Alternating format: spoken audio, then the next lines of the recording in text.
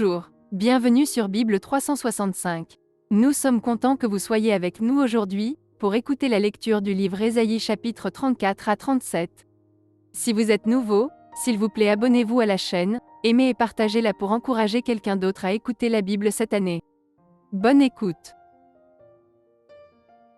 Ésaïe, chapitre 34. Approchez, nations, pour entendre. Peuple, soyez attentifs.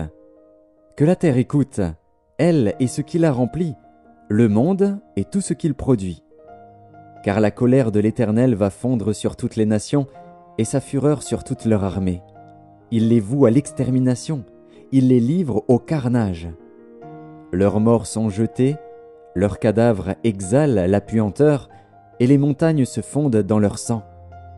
Toute l'armée des cieux se dissout.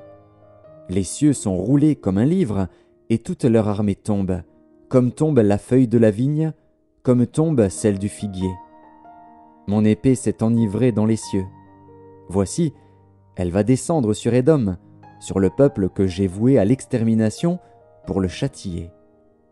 L'épée de l'Éternel est pleine de sang, couverte de graisse, du sang des agneaux et des boucs, de la graisse des reins des béliers. Car il y a des victimes de l'Éternel à Botsra, et un grand carnage dans le pays d'Édom. Les buffles tombent avec eux, et les bœufs avec les taureaux. La terre s'abreuve de sang, et le sol est imprégné de graisse. Car c'est un jour de vengeance pour l'Éternel, une année de représailles pour la cause de Sion. Les torrents d'Édom seront changés en poix, et sa poussière en soufre, et sa terre sera comme de la poix qui brûle. Elle ne s'éteindra ni jour ni nuit, la fumée s'en élèvera éternellement. D'âge en âge, elle sera désolée, à tout jamais personne n'y passera.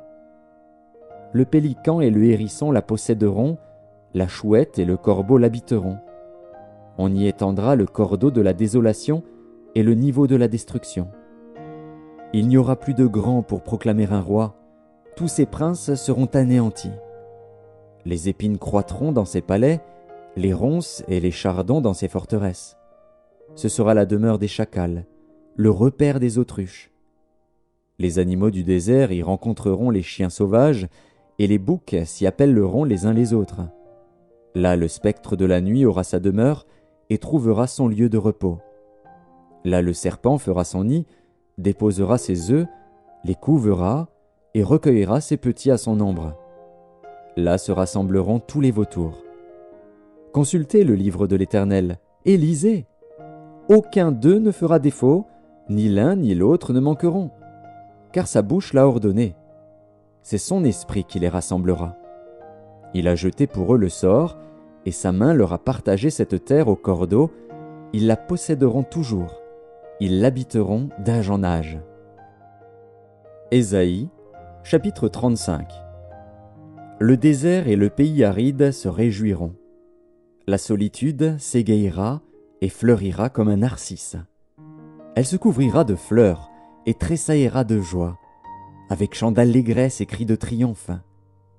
La gloire du Liban lui sera donnée, la magnificence du Carmel et de Saron. Ils verront la gloire de l'Éternel, la magnificence de notre Dieu. Fortifiez les mains languissantes et affermissez les genoux qui chancellent. Dites à ceux qui ont le cœur troublé, prenez courage, ne craignez point. Voici votre Dieu, la vengeance viendra, la rétribution de Dieu. Il viendra lui-même et vous sauvera. Alors s'ouvriront les yeux des aveugles, s'ouvriront les oreilles des sourds. Alors le boiteux sautera comme un cerf, et la langue du muet éclatera de joie. Car des eaux jailliront dans le désert, et des ruisseaux dans la solitude. Le mirage se changera en étang, et la terre desséchée en source d'eau. Dans le repaire qui servait de gîte aux chacals, croîtront des roseaux et des joncs.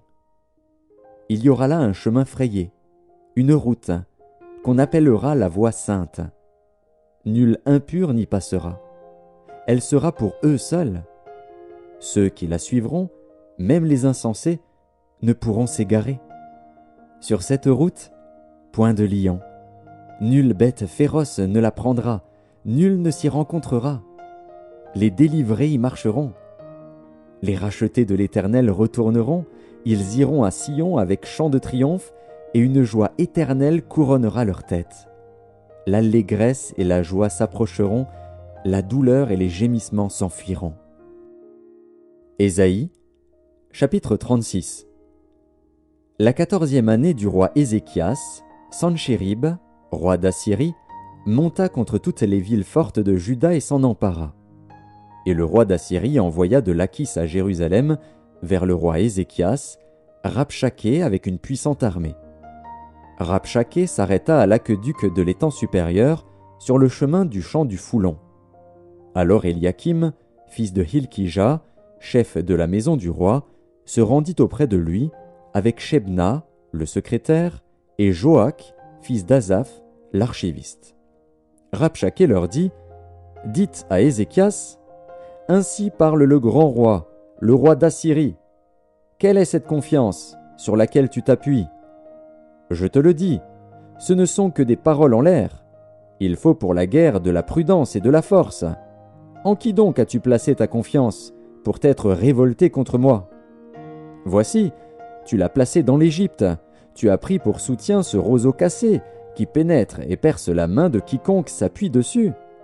Tel est Pharaon, roi d'Égypte, pour tous ceux qui se confient en lui. Peut-être me diras-tu, c'est en l'Éternel, notre Dieu, que nous nous confions. Mais n'est-ce pas lui dont Ézéchias a fait disparaître les hauts lieux et les autels, en disant à Juda et à Jérusalem, « Vous vous prosternerez devant cet autel ».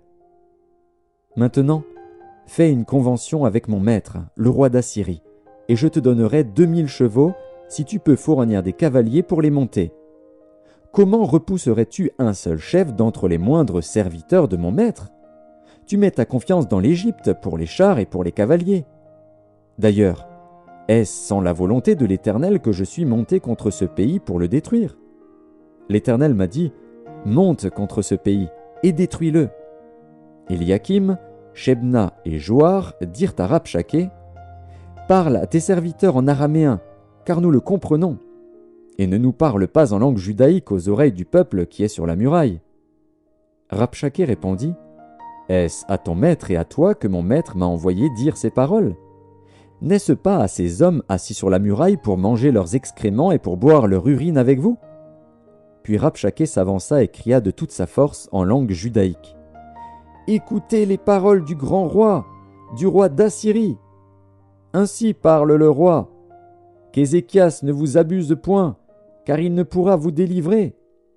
Qu'Ézéchias ne vous amène point à vous confier en l'Éternel, en disant, « L'Éternel nous délivrera, cette ville ne sera pas livrée entre les mains du roi d'Assyrie. » N'écoutez point Ézéchias, car ainsi parle le roi d'Assyrie, « Faites la paix avec moi, rendez-vous à moi, et chacun de vous mangera de sa vigne et de son figuier, et chacun boira de l'eau de sa citerne, jusqu'à ce que je vienne et que je vous emmène dans un pays comme le vôtre, dans un pays de blé et de vin, un pays de pain et de vigne. Qu'Ézéchias ne vous séduise point en disant « L'Éternel nous délivrera ». Les dieux des nations ont-ils délivré chacun son pays de la main du roi d'Assyrie ? Où sont les dieux de Hamath et d'Arpad ? Où sont les dieux de Sepharvaïm ? Ont-ils délivré Samarie de ma main ? Parmi tous les dieux de ces pays, quels sont ceux qui ont délivré leur pays de ma main pour que l'Éternel délivre Jérusalem de ma main ? Mais ils se turent et ne lui répondirent pas un mot, car le roi avait donné cet ordre, « Vous ne lui répondrez pas. » Et Éliakim, fils de Hilkija, chef de la maison du roi, Shebna, le secrétaire, et Joar, fils d'Azaph, l'archiviste, vinrent auprès d'Ézéchias, les vêtements déchirés, et lui rapportèrent les paroles de Rabshaké. Ésaïe, chapitre 37. Lorsque le roi Ézéchias eut entendu cela, il déchira ses vêtements, se couvrit d'un sac, et alla dans la maison de l'Éternel. Il envoya Éliakim, chef de la maison du roi, Shebna, le secrétaire, et les plus anciens des sacrificateurs, couverts de sacs, vers Ésaïe, le prophète, fils d'Amoz. Et ils lui dirent, « Ainsi parle Ézéchias, ce jour est un jour d'angoisse, de châtiment et d'opprobre, car les enfants sont près de sortir du sein maternel, et il n'y a point de force pour l'enfantement.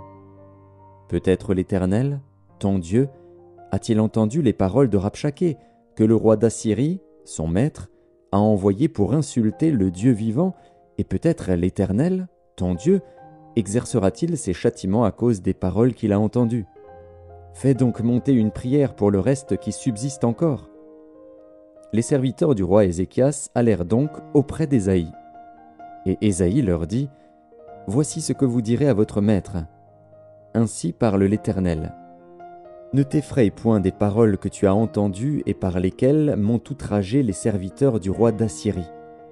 Je vais mettre en lui un esprit tel que, sur une nouvelle qu'il recevra, il retournera dans son pays, et je le ferai tomber par l'épée dans son pays. » Rabshakeh, s'étant retiré, trouva le roi d'Assyrie qui attaquait Libna, car il avait appris son départ de Lachis. Alors le roi d'Assyrie reçut une nouvelle au sujet de Tirhaka, roi d'Éthiopie. On lui dit, « Il s'est mis en marche pour te faire la guerre. » Dès qu'il eut entendu cela, il envoya des messagers à Ézéchias, en disant, « Vous parlerez ainsi à Ézéchias, roi de Juda. Que ton Dieu, auquel tu te confies, ne t'abuse point en disant, « Jérusalem ne sera pas livrée entre les mains du roi d'Assyrie. » Voici, tu as appris ce qu'ont fait les rois d'Assyrie à tous les pays, et comment ils les ont détruits.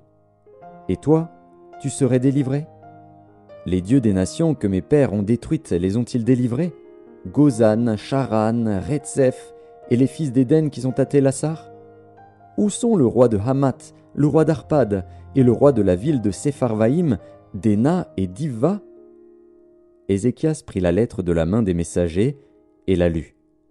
Puis il monta à la maison de l'Éternel et la déploya devant l'Éternel, à qui il adressa cette prière. Éternel des armées, Dieu d'Israël, assis sur les chérubins, c'est toi qui es le seul Dieu de tous les royaumes de la terre, c'est toi qui as fait les cieux et la terre. Éternel, incline ton oreille et écoute. Éternel, ouvre tes yeux et regarde. Entends toutes les paroles que Sanchérib a envoyées pour insulter au Dieu vivant. Il est vrai, ô Éternel, que les rois d'Assyrie ont ravagé tous les pays et leur propre pays, et qu'ils ont jeté leurs dieux dans le feu. Mais ce n'étaient point des dieux, c'étaient des ouvrages de main d'homme, du bois et de la pierre, et ils les ont anéantis. Maintenant, Éternel, notre Dieu, délivre-nous de la main de Sanchérib, et que tous les royaumes de la terre sachent que toi seul es l'Éternel. Alors Ésaïe, fils d'Amoz, envoya dire à Ézéchias, « Ainsi parle l'Éternel, le Dieu d'Israël. J'ai entendu la prière que tu m'as adressée au sujet de Sanchérib, roi d'Assyrie. Voici la parole que l'Éternel a prononcée contre lui. Elle te méprise, elle se moque de toi, la Vierge, fille de Sion. Elle hoche la tête après toi, la fille de Jérusalem. Qui as-tu insulté et outragé? Contre qui as-tu élevé la voix? Tu as porté tes yeux en haut sur le sein d'Israël. Par tes serviteurs tu as insulté le Seigneur, et tu as dit, « Avec la multitude de mes chars, j'ai gravi le sommet des montagnes, les extrémités du Liban. Je couperai les plus élevés de ses cèdres, les plus beaux de ses cyprès, et j'atteindrai sa dernière cime, sa forêt semblable à un verger. J'ai ouvert des sources, et j'en ai bu les eaux, et je tarirai avec la plante de mes pieds tous les fleuves de l'Égypte. N'as-tu pas appris que j'ai préparé ces choses de loin, et que je les ai résolues dès les temps anciens? Maintenant j'ai permis qu'elles s'accomplissent, et que tu réduises des villes fortes en monceaux de ruines. Leurs habitants sont impuissants, épouvantés et confus. Ils sont comme l'herbe des champs et la tendre verdure, comme le gazon des toits et le blé qui sèche avant la formation de sa tige. Mais je sais quand tu t'assieds, quand tu sors et quand tu entres, et quand tu es furieux contre moi. Parce que tu es furieux contre moi, et que ton arrogance est montée à mes oreilles, je mettrai ma bouche à tes narines et mon mors entre tes lèvres, et je te ferai retourner par le chemin par lequel tu es venu. Que ceci soit un signe pour toi. On a mangé une année le produit du grain tombé, et une seconde année ce qui croît de soi-même, mais la troisième année, vous sèmerez, vous moissonnerez, Vous planterez des vignes, et vous en mangerez le fruit. Ce qui aura été sauvé de la maison de Juda, ce qui sera resté poussera encore des racines par-dessous, et portera du fruit par-dessus. Car de Jérusalem il sortira un reste, et de la montagne de Sion des réchappés. Voilà ce que fera le zèle de l'Éternel des armées. C'est pourquoi ainsi parle l'Éternel sur le roi d'Assyrie. Il n'entrera point dans cette ville, il n'y lancera point de trait, il ne lui présentera point de bouclier, et il n'élèvera point de retranchement contre elle. Il s'en retournera par le chemin par lequel il est venu, et il n'entrera point dans cette ville, dit l'Éternel. Je protégerai cette ville pour la sauver, à cause de moi et à cause de David, mon serviteur. L'ange de l'Éternel sortit et frappa dans le camp des Assyriens 185 000 hommes. Et quand on se leva le matin, voici, c'étaient tous des corps morts. Alors Sanchérib, roi d'Assyrie, leva son camp, partit et s'en retourna, et il resta à Ninive. Or, comme il était prosterné dans la maison de Nisroch, son dieu, Adramélec et Charetzer, ses fils, le frappèrent par l'épée et s'enfuirent au pays d'Ararat. Et Esarhaddon, son fils, régna à sa place.